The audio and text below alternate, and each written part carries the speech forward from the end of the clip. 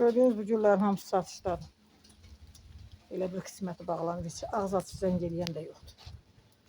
Bir maraqlanan da yoxdur.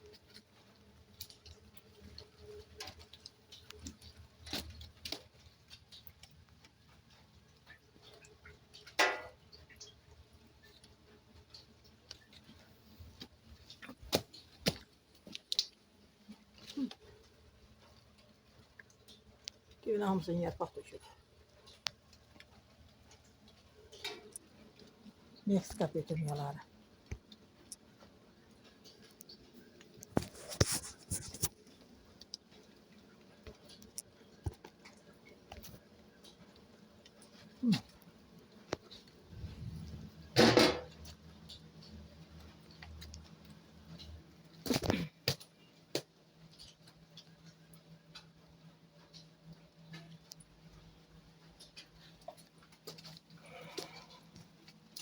Avantaj.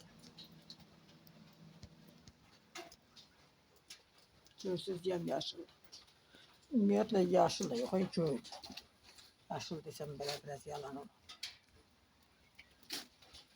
Sonra çoxlu qalanxoyalar var. Belə əvən-küvənci güllər var. Çoxunu içəri yığmışam. Baxın, içəri yığmışam çoxunu. İçəridə də satışda olan güllərim var. Məsələn, biri mum çiçəyidir. 15 manatı var, belə də qəşəng qavlı var.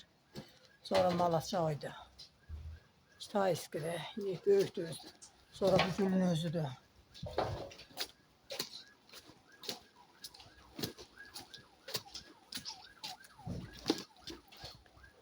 Sonra bu güldür. Göyrəkdə açır. O çiçəyini göstərəcəm sizə nə tər açır. Yolda bir açır. Bu da yenə çəhrayı rəngdə açır. Ha bu gülüm özü. 3 manat da açır, sukulentdir. Bu da karasiyədir. Bundan biri də var burada. Bu da 3 manat. Bunlar da 5 manat güllərdir. 5 deyil, mən estağfurullah 3 manat güllərdir. Yaxşı, sarmaşıq göstərəcəm nə tər açır. Baxın, belə açır. Belə rəngdə açır. Baxın, tumurcuğu da var. Gün ışığı görəndə açırlar. Belə. Qızıl gülün də açır. Ne güzel gülün də açır, sarmaşıq. Bu hansı qırmızı açandır, yoxsa roz. Qırmızı açandır, qırmızı çiçək açan. Bunlardan var 3 manat. Dolu deyil.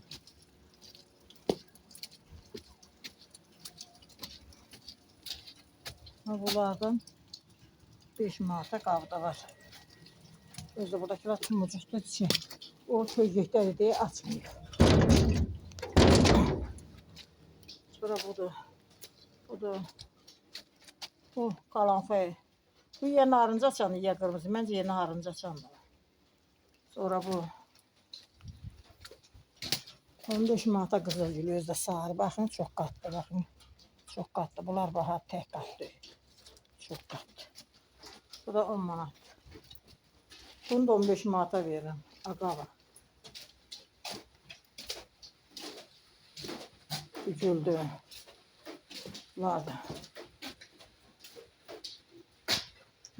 Parlamış. Bu güldü. Güldü. Bunlar hamısının qiyməti var. Burada da güller var. İndi sonra bunun özüdür. Baxın. Görsünüz, hamısı pəncərənin önündə.